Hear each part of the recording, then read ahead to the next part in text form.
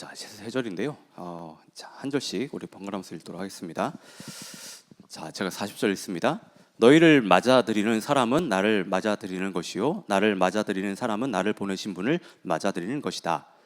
예언자를 예언자로 맞아들이는 사람은 예언자가 받을 상을 받을 것이요 의인을 의인이라고 해서 맞아들이는 사람은 의인이 받을 상을 받을 것이다. 다 함께 읽겠습니다.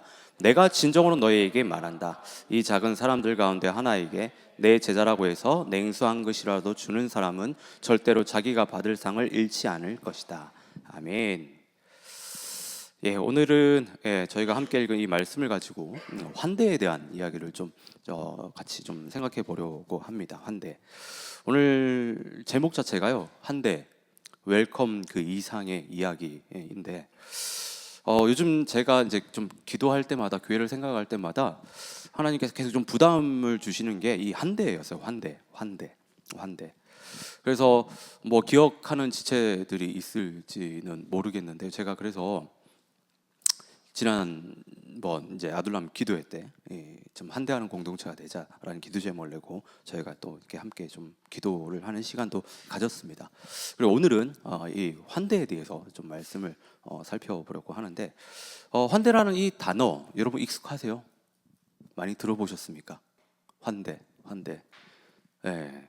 환영이라고 하는 것들은 좀 많이 들어보셨을 거예요. 근데 환대는 많이 들어보지 못하셨을 겁니다. 아마 교회를 와서야 어떻게 보면 좀 들을 수 있는 그런 단어 가운데 하나입니다. 영어로 보면 웰컴 아니면 하스피탈리티 뭐 이런데, 근데 이게 환영과 환대가 좀 달라요.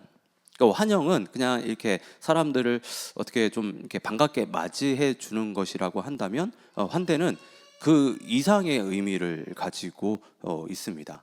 그러니까 반갑게 맞이하는 것 플러스 그 사람을 존중히 여기고 그 다음에 그 사람을 인정하며 나의 곁을 내주는 것을 이야기를 하는 겁니다.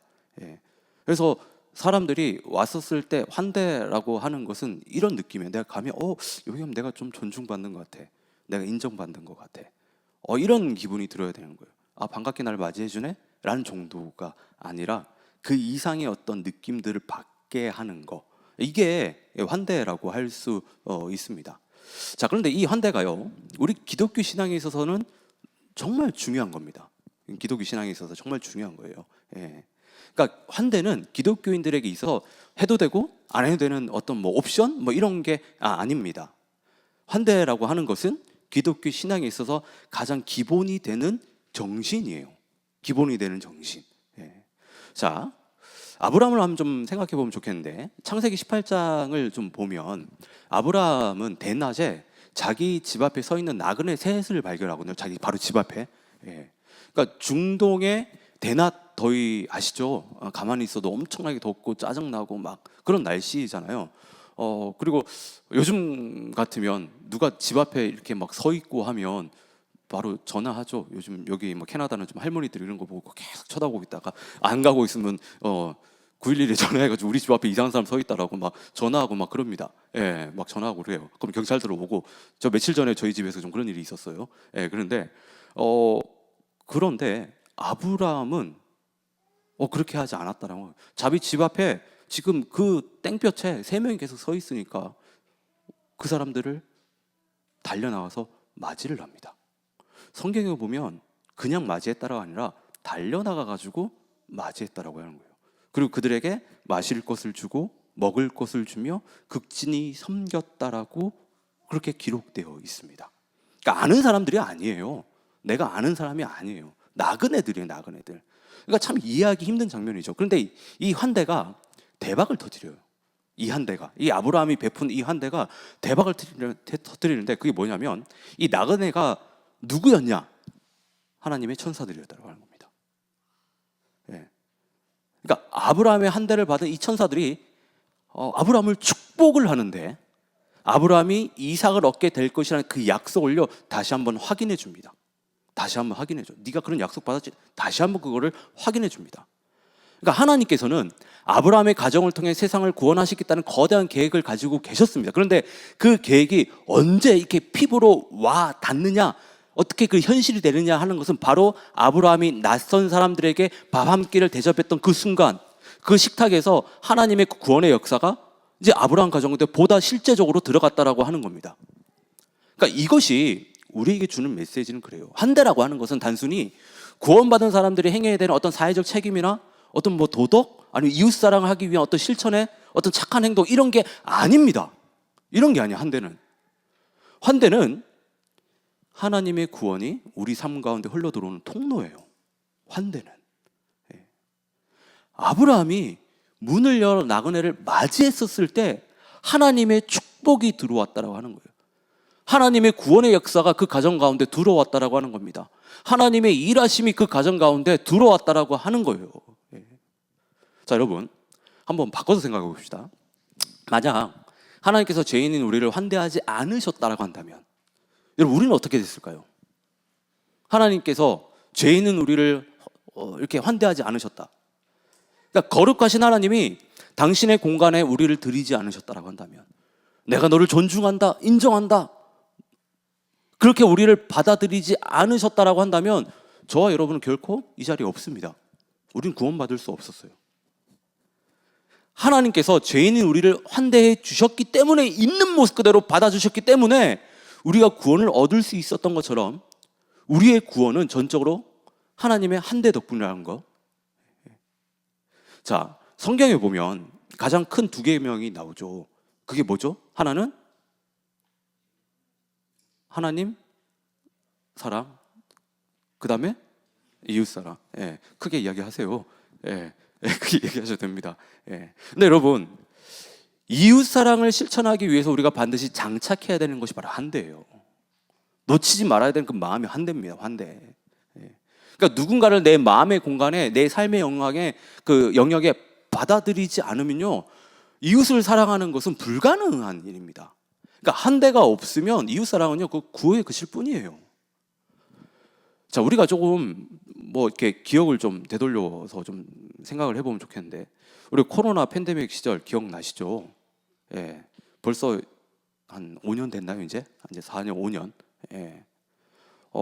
그때 우리 사회적으로 트렌드 어떤 그 핵심 키워드가 뭐였죠? 거리두기였죠. 거리두기. 그러니까 엘리베이터를 타더라도 누군가 기침을 하면 어때요? 다들 이렇게 피하고 진짜 눈치 팍 주면서 막 그런 시대였잖아요. 마스크 없으면 밖에 나가지도 못하고 막. 그 사람이 사람을 잠재적 바이러스의 어떤 보균자로 보고 봤던 어떤 참 이렇게 서글펐던 그 시절이었습니다. 자, 그런데 그 기독교 역사를 보면 우리 믿음의 선조들은요, 이 전염병이 온 세상을 뒤덮었을 때 정반대의 길을 걸었다라고 하는 거예요. 로마 시대 전염병이 돌 때 의사도 가족도 나 살겠다고 다 도망을 쳤는데, 그때 누가 남냐면 크리스찬들이 남습니다. 그들이라고 안 무서웠겠습니까?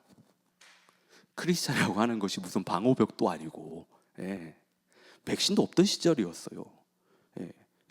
병에 걸리면 죽을 수도 있었다라고 하는 겁니다. 그런데 전염병에 걸렸던 사람들을 옆에서 돌보고 케어했던 그 사람들이 크리스찬들이었어요. 그러니까 도저히 이해할 수 없는 사랑을 베푼 것이죠. 근데 이게 종교개혁자 마틴 루터 때도 똑같이 그런 일이 있었다라고 하는 거예요. 흑사병이 돌 때 주위에서는 그 마틴 루터한테 제발 도망가라고, 당신은 우리 리더니까 당신은 살아야 된다라고 막 뜯어 말렸어요. 근데 루터는 내 집을 병원으로 쓰겠다며 버텼습니다. 그러니까 집 안에 흑사병 걸린 그 사람들을 다 받아들인 거예요. 안 된 거예요. 이때 무슨 일이 있었냐면 딸을 잃어요. 딸이 죽습니다. 딸이 죽지만 그는 죽음의 공포가 사랑을 이길 수 없다라고 하는 것을 몸소 보여줘요. 여러분, 도대체 무엇이 그들을 그렇게 만들었을까요? 죽음의 공포 앞에서도 도망가지 않고 사랑을 실천할 수 있던 그 동력, 여러분, 그게 바로 뭐냐면 환대예요. 환대라는 정신 때문에 그렇습니다. 다른 사람을 내 삶의 영역으로, 내 목숨의 어떤 그런 영역으로 적극적으로 받아들였기 때문에 그렇게 할 수 있었다라고 하는 거예요. 물론 이 이야기를 듣다 보면 저도 뭐 설교를 쓰다가 자료를 찾다 보면 이걸 보는데 마음이 한껏 무서웠어요. 무거웠습니다. 예. 뭐 하나님, 저는 루터가 아닙니다. 저는 그렇게 할 수 없어요. 지금 내 코가 석자인데. 예. 막 이런 생각이 좀 솔직히 들었어요. 예. 진짜 하나님께서 저보고 그렇게 하라고 한다면 저 모르겠습니다. 저는 도망갔을지도 몰라요. 저는. 예. 근데 참 오늘 본문을 보면서 참 고마운 것이, 오늘 본문을 자세히 보니까 너무 고마운 것이, 예수님은 우리에게 뭐라고 이야기하냐면 목숨 걸어라 얘기하지 않습니다. 지금 오늘 말씀을 보시면 목숨 걸라는 얘기 있나요? 네 집 문서 내놓으라고 얘기하지 않아요. 네 집을 지금 병자들 앞에 오픈하라고 이야기하지 않습니다. 아주 구체적이면서 아주 심플하게 아주 현실적인 가이드를 우리에게 주세요. 어떻게 환대해야 될지. 자, 본문 42절을 한번 다시 보십시오. 내가 진정으로 너에게 말한다. 이 작은 사람들 가운데 하나에게 내 제자라고 해서 냉수 한 그릇이라도 주는 사람은 절대로 자기가 받을 상을 잃지 않을 것이다.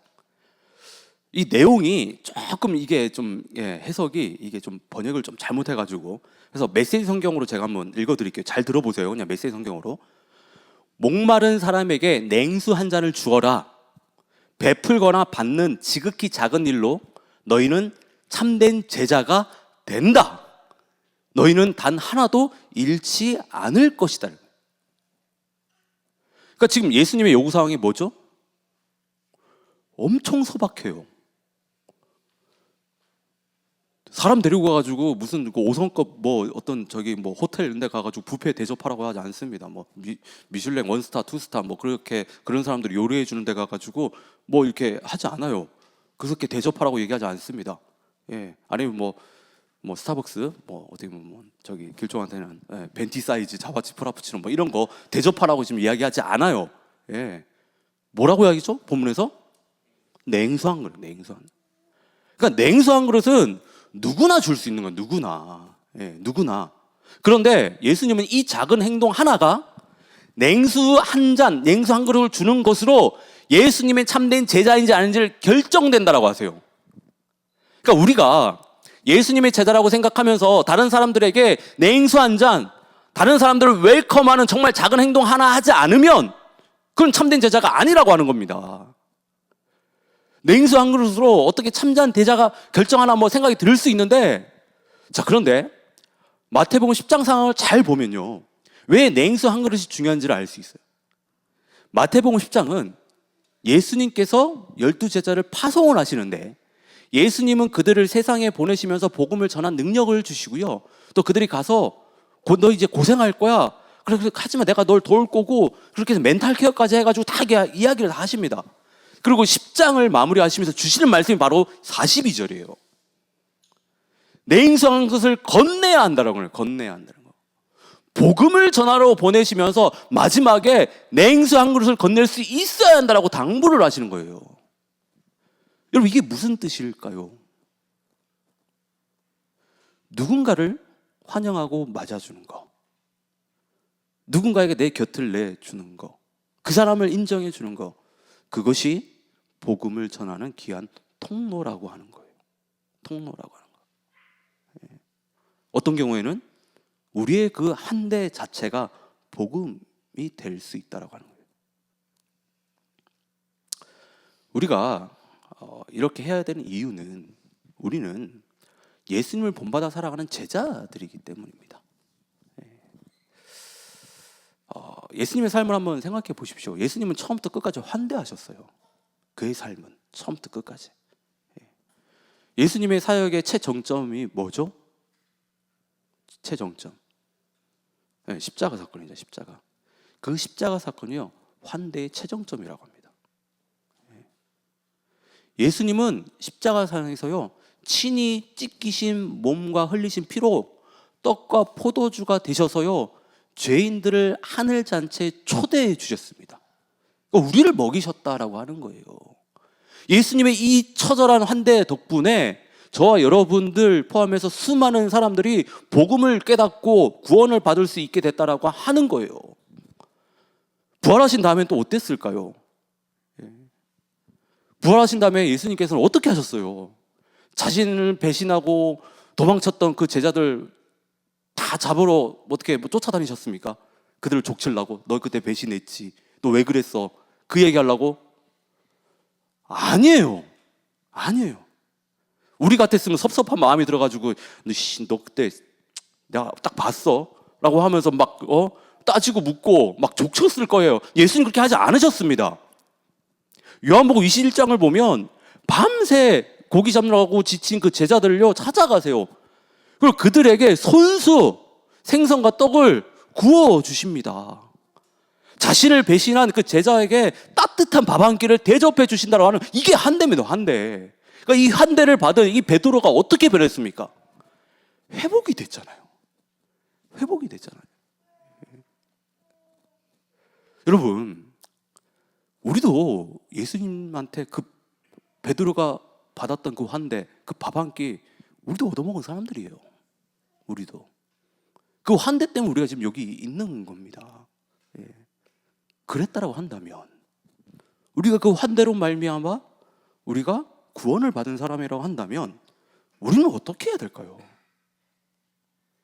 최소한 그 환대에 좀 흉내라도 내셔야 되지 않겠습니까? 예. 자, 그러면 우리는 구체적으로 누구를 환대해야 될까? 자, 42절에서 예수님은 이 작은 사람들 가운데 하나에게 환대를 베풀라고 하세요. 그러니까 작은 사람. 여러분 여기서 말하는 작은 사람은 누구를 말하냐면 키 작은 사람들 뭐 이런 사람 아닙니다. 예, 나이 어린 사람 뭐 이런 사람들 아니에요. 자, 마태복음 10장의 문맥을 보면 1차적으로 이 작은 사람들은 예수님의 제자들을 가리킨 거예요. 1차적으로 예수님의 제자들입니다. 생각해 보세요. 당시 제자들은 영적으로 예수님의 그 권위를 위임을 받은 사람들이었지만 사회적인 그 스펙을 따져보면 어떤 대단한 어떤 종교적인 지도자들은 아니었어요. 예. 예수님의 그 말씀을 전한 어떤 그런 사역을 위임을 받았지만 사회에서는 그 사람들을 인정하지 않았다고 하는 겁니다. 예. 그러니까 사회에서는 마이너들이었어요. 이 사람도 어디 가서 대접은 받기커녕 어떻게 보면 냉수 한 그릇이 절실한 그런 약자들이었다라고 하는 겁니다. 자, 그런데 예수님이 40절에서 엄청난 선언을 하시는데 다 함께 읽겠습니다. 40절 다 함께 읽겠습니다. 시작. 너희를 맞아들이는 사람을 나를 맞아들이는 것이요 나를 맞아들이는 사람은 나를 보내신 분을 맞아들이는 것이다. 자, 여기서 너희는 제자들이 그랬잖아요. 제자들. 예수님 논리가 혹시 보이십니까? 제자들이 예수님의 대리인이라고 하는 거예요. 그래서 너희들에게 잘하는 사람들은 나에게 잘하는 것이라고 그렇게 이야기를 합니다.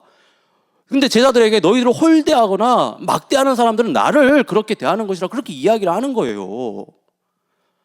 그러니까 여러분 우리가 예수님의 제자라고 하는 그 사람들을요 귀하게 대접해야 돼요. 귀하게 대접해야 됩니다. 환대해야 됩니다. 왜냐면 그들이 예수님의 대리자들이기 때문에. 근데 우리가 이 말씀을 적용할 때 우리는 좀 너무 좁게 생각하고 좁게 우리가 적용하는 그런 경향이 있는데 예수님의 제자를 환대라고 하니까 꼭 이거는 뭐 목회자나 아니면 선교사들만 떠올립니다. 물론 뭐 턱 틀린 적용은 아니에요. 예. 뭐 주의 종을 섬기는 것 분명 말씀에도 있습니다. 뭐 더 복이 임할 거고 뭐 좋습니다. 예. 뭐 저에게 맛있는 거 사줘 저도 좋아요. 예. 저도 잘 먹습니다. 예. 근데 여러분 목회자와 선교사님만 제자일까요? 아니잖아요. 아닙니다.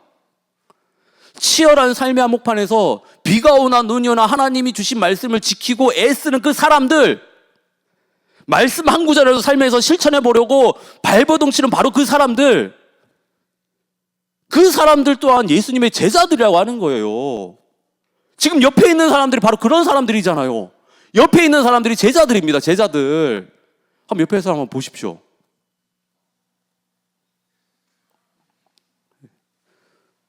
다들 피곤해가지고 지금 옆에 있는 사람들 알게 모르게 그래도 예수님 제자답게 살아보려고 삶에서 진짜 열심히 치열하게 살아가는 사람들이에요. 하루하루 진짜 막 영혼 갈아 넣으면서 숨이 탁탁 막혀오는데도 불구하고 어떻게 보면 좀 신앙으로 살아볼까 하고 고민하는 그 사람들, 그 옆에 있는 지체들이잖아요. 분명히 이들도 뭐 다 똑같은 마음이죠. 주일날 쉬고 싶은데도 그래, 하나님 뵈러 가야지, 은혜 받으러 가야지. 그럼 매주 무거운 몸과 마음을 이끌고 오는 그 사람들이잖아요. 우리가 그들을 좀 따뜻하게 환대해야 되지 않을까요?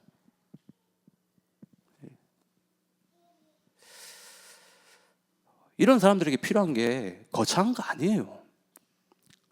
그저 따뜻한 눈빛으로 왔어?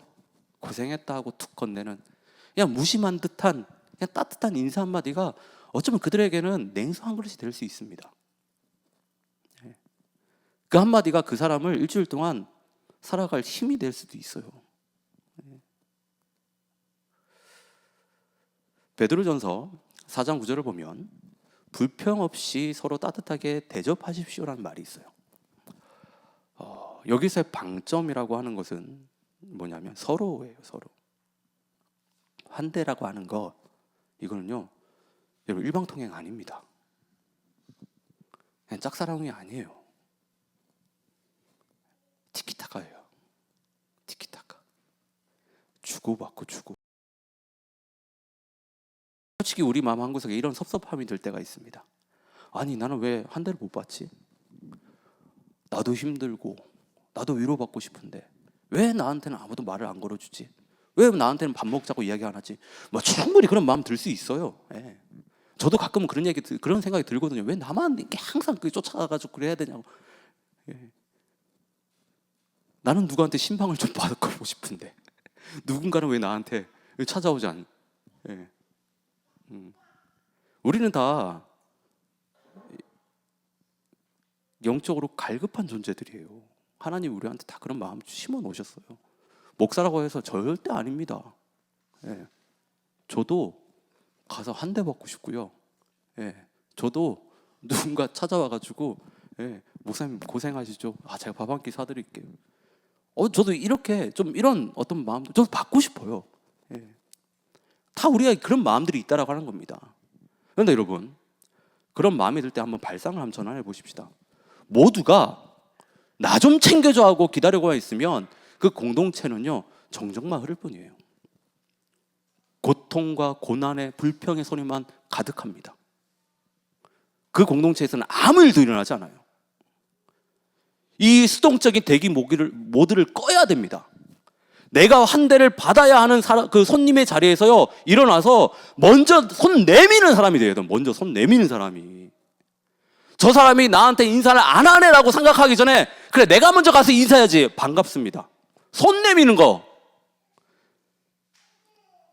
그 어색함을 깨는 용기, 그 능동적인 그 태도가 제자들의 삶이에요. 제자들의 삶이라고요. 지금 10장 42절에서 이야기하잖아. 예수님께서 너희들 가서 환대받으라고 얘기 보내지 않았습니다. 환대하라고 보냈어요. 환대하라고. 똑똑똑 찾아가가지고 주님을 믿으세요 얘기하면서 냉수 한 그릇을 퍼다 주라고 했습니다. 보통 우리는 그러잖아요. 내가 손님이니까 내가 받아야지. 그 생각이 많잖아요. 아니에요. 성경에서 그렇게 이야기하지 않습니다. 저는 우리 한우동지교회가 바로 그런 능동적인 정말 사랑이 넘치는 공동체가 진심으로 좀 되길 바랍니다. 우리 교회 공동체의 정체성이 뭐예요? 뭐죠? 아둘람 공동체잖아요. 아둘람 공동체. 여러분, 아둘람 굴이 어떤 곳입니까? 세상에서 상처 입고 빚지고 억울한 사람들이 모여서 서로 위로하다가 용서로 회복되는 바로 그곳이잖아요. 우리가 이 정신을 지키려면요, 우리 공동체 안에 무엇보다도 환대가 살아야 돼요. 환대가. 우리 공동체에 환대가 없다? 간판만 안 들고 갈 공동체지요. 우리는 전혀 그거를 못 이룹니다. 참 요즘에 감사하게도 하나님의 은혜로 저희 공동체에 많은 분들이 이렇게 좀 찾아오고 계세요. 저는 진짜 이거는 하나님께서 우리에게 베푸신 저는 은혜고 기적이라고 생각합니다. 여러분 다 그렇게 생각하시죠? 제가 주중에 나가가지고 전도지 돌리고 그러지 않습니다. 근데도 신기하게 찾아와요. 너무나도 신기하게 찾아와요. 자, 그런데 우리가 기억해야 될 것은 그 사람도 우리가 환대를 해야 돼요. 환대를 해야 되는데 이게 어떤 새가족 팀이나 리더들만의 일이 아니라는 사실이에요.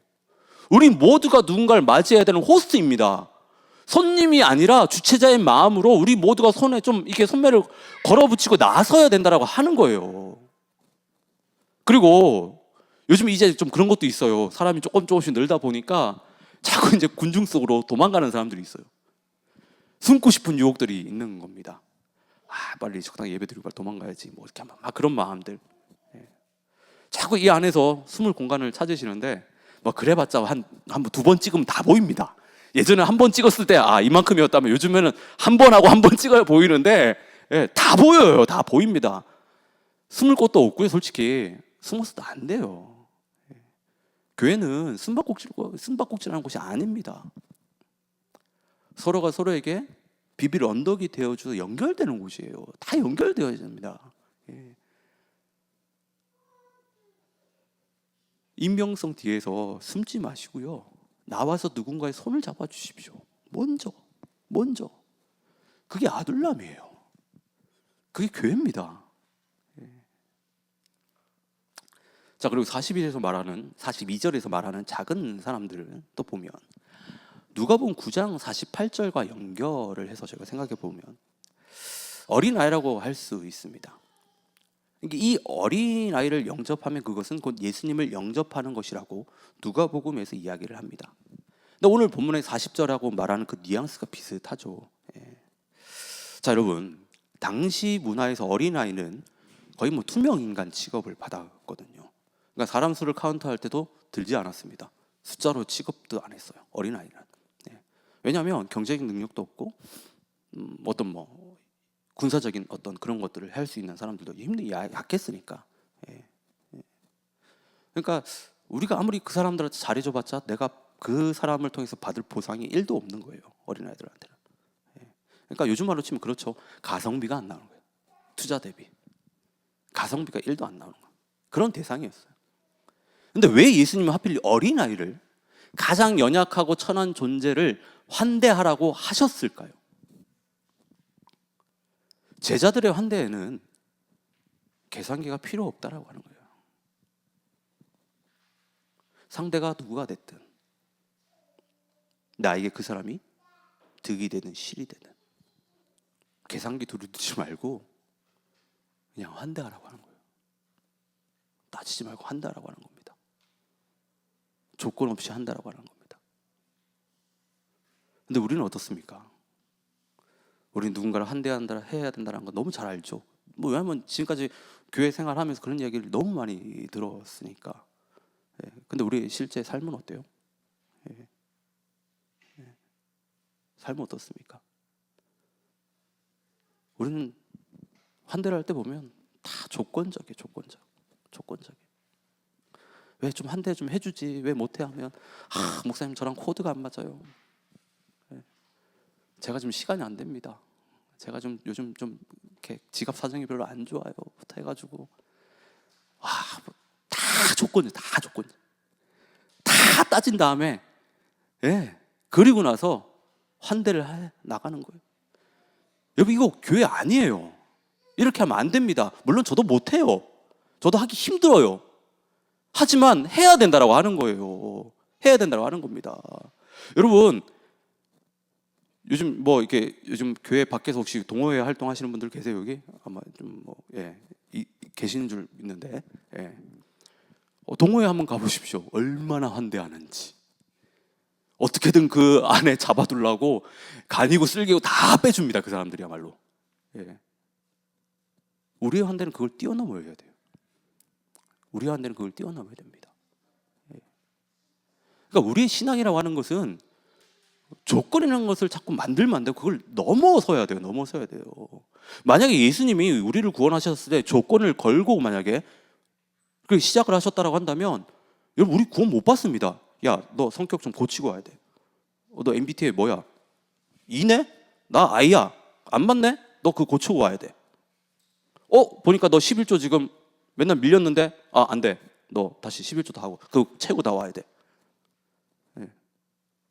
너 신앙생활 어디서 했어? 거기서 했어? 나랑 좀 색깔이 너무 틀린데? 만약에 이랬다라고 한다면 우린 구원 못 받았어요. 그 조건 다 따져가지고 예수님이 살폈다라고 한다면. 예수님은 그렇게 하지 않으셨다라고 하는 거예요. 않으셨다라고 하는 겁니다. 그러면 우리는 어때요? 우리가 그렇게 구원받는 사람들이라 한다면 우리는 예수님의 어떤 그 모습이라도 좀 흉내라도 내야 되지 않겠습니까? 예. 물론 잘 모르는 사람들, 나에게 어떤 유익이 단 1도 없는 사람들에게 먼저 다가가서 그렇게 이 말 붙이고 뭐 하고 하는 거 어렵습니다. 쉽지 않아요. 저도 힘듭니다. 목회자지만 저도 힘들어요. 저도 힘들어요. 예. 이 일을 하려면 분명 우리에게 용기가 필요해요. 용기가. 어떤 용기냐면 인사했는데 무시당할까 봐 걱정되는 어떤 그 쪽팔림들, 부끄러움이 있잖아요. 그걸 감수할 용기가 우리한테 있어야 돼요. 똑똑똑 두드렸는데 옛날에는 다 집 앞에 가가지고 주 예수님 믿으십시오 라고 하고 다 이렇게 가가호호 방문하면서 다들 전도했잖아요. 사람들.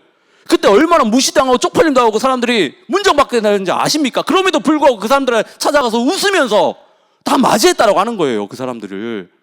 그렇게 복음을 전했던 사람들이 그 열매들이 어떻게 보면 지금까지 우리에게 온 겁니다. 그러니까 그런 무시와 쪽팔림과 그런 부끄러움을 당할, 감수할 그 용기가 우리한테 있어야 돼요. 그리고 내 시간과 커피값을 손해볼 용기도 우리에게 있어야 됩니다. 때로는 나를 이상하게 생각하는 거 아니야? 너무 뭐 좀 뭐라고 할까요? 좀 나대는 사람? 뭐 이런 사람처럼 그렇게 오해받을 용기도 우리에게 필요해요. 왜? 우리 주의 사역을 하는 거니까. 만약에 내 쪽팔림으로 주의 복음이 단 1이라도 전해진다면, 내 부끄러움으로 누군가 마음이 조금이라도 열려진다면, 내가 조금 억울한데 그 억울함이라도 그것 때문에 누군가 구원받는데 통로로 쓰인다라고 한다면 여러분 하실 거예요? 안 하실 거예요?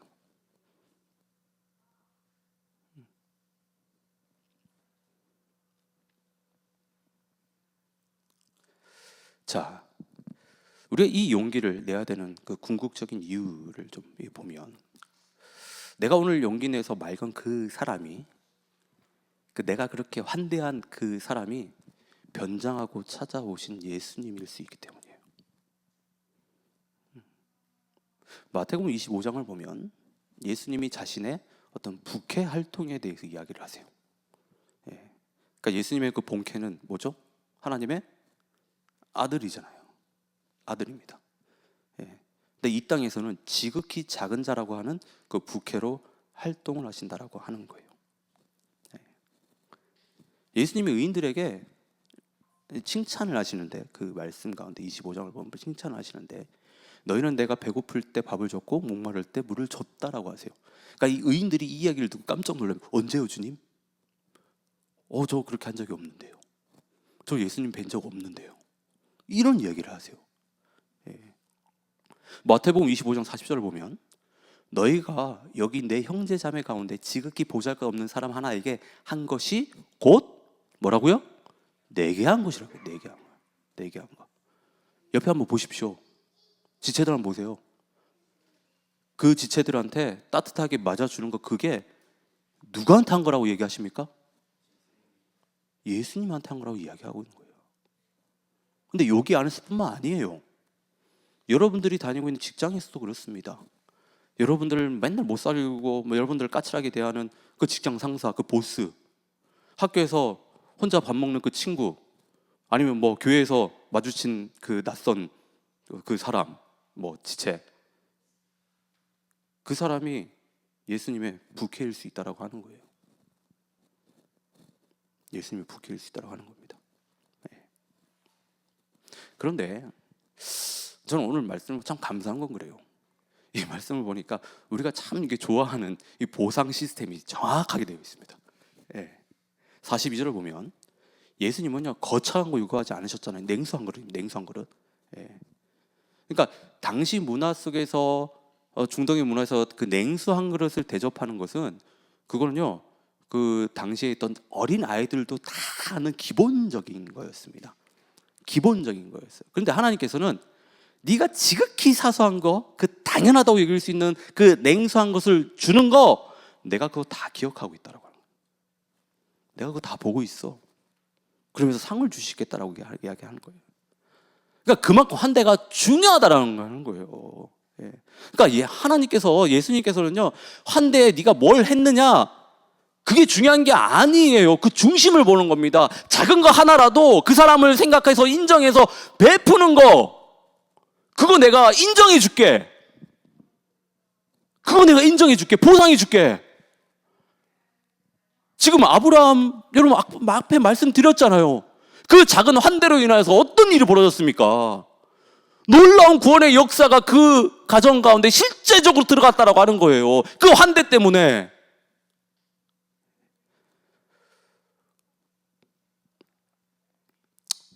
자, 네. 저는 그래요. 저희 하늘동지교회가 정말 환대하는 공동체가 되기를 진심으로 바랍니다. 예. 정말 좀 환대하는 공동체가 되기를 진심으로 바라요. 예. 근데 저는 요즘 저희 공동체를 보면서 참 가능성이 있다라고 생각하는 정말 많이 듭니다. 그리고 예전과 막 비교해 봤을 때 그래도 잘하고 있는 것 같아요. 잘하고 있는 것 같아요. 근데 뭐 어떤 지체들은 에이 목사님 이게 좋아진 거라고요? 이게 잘하는 거라고요? 뭐 의아해할 수 있지만 여러분 예전보다 훨씬 좋아졌습니다. 예전보다 정말 훨씬 좋아졌어요. 저는 그 은혜로 하나님께서 저희 공동체 가운데 새로운 사람들을 보내주신 거라고 저는 생각합니다. 하나님은 한 영혼을 천하보다 귀하게 여기신 분이세요. 그들을 가지고 그들의 믿음과 신앙을 가지고 시험하시는 분이 아닙니다. 우리 공동체 가운데 그래 이제는 너희들이 그래도 그나마 잘 품을 수 있겠구나 라고 하는 그 믿음이 예수님한테 생겼기 때문에 하나님한테 있기 때문에 저는 우리 공동체 가운데 그 영혼들을 한 명 한 명을 보내준 줄 저는 믿습니다. 여러분들 그렇게 생각하십니까? 예.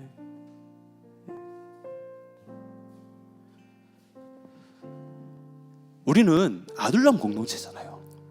하나님께서 우리 아둘람 공동체, 그러니까 하늘동지교회를 이 밴쿠버 땅 가운데 아둘람 공동체로 세우신 것, 우리 그 사명을 이루기 위해서 우리에게 필요한 정신은요, 환대입니다. 환대. 환대라고 하는 것은 우리 공동체를 더더욱 그래요. 이거는 선택이 아니라 우리는 필수입니다. 필수입니다. 예, 필수예요. 예. 우리는 가장 먼저는 우리 옆에 있는 지체들, 이 사람들을요 환대할 수 있어야 돼요. 그 사람들을 존중하고 인정하며 그 사람들에게 내 곁을 내어줄 수 있어야 됩니다. 그 다음에는 우리 삶의 현장에서 여러분들이 마주하는 그 사람들 그 사람들을 환대할 수 있어야 돼요. 왜요? 그 사람이 예수님일 수 있기 때문에.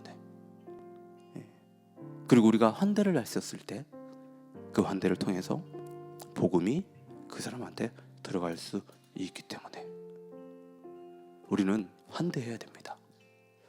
그래서 이번 한 주간 제가 여러분들에게 좀 도전을 좀 드리면요, 환대하는 거 분명 용기가 필요하고 힘든 일입니다. 저도 그래요. 저도 쉽지 않습니다. 저도 너무 어렵고 한데 한번 용기 내서 주변에 있는 사람들을 한번 환대해 보십시오. 가장 먼저는 지체들을 먼저 환대해 보세요. 냉수 한 그릇이에요. 냉수 한 그릇. 그냥 카톡으로 잘 지내세요. 잘 지내고 있어? 오늘 내가 널 위해서 한번 기도할게. 기도했어. 이게 냉수 한 그릇이에요. 딴 게 아닙니다. 그 사람을 생각해서 내 시간을 내어주는 거, 내 곁을 내어주는 거잖아요. 아니 먼저 잘은 좀 서먹서먹하고 잘 모르는 사람이더라도 가가지고 먼저 인사 걸고 시간 되면 나하고 밥 한번 먹자라고, 한번 교제 한번 하자라고. 이게 여러분 환대하는 거예요. 냉수 한 그릇입니다. 근데 이게 놀라운 역사를 일으킨다고 하는 거예요. 이번 한 주간 여러분이 좀 생각하시는 그 사람들, 좀 환대를 좀 베풀 수 있기를 진심으로 좀 축원합니다. 정말 그럴 수 있기를 진심으로 저는 축원합니다.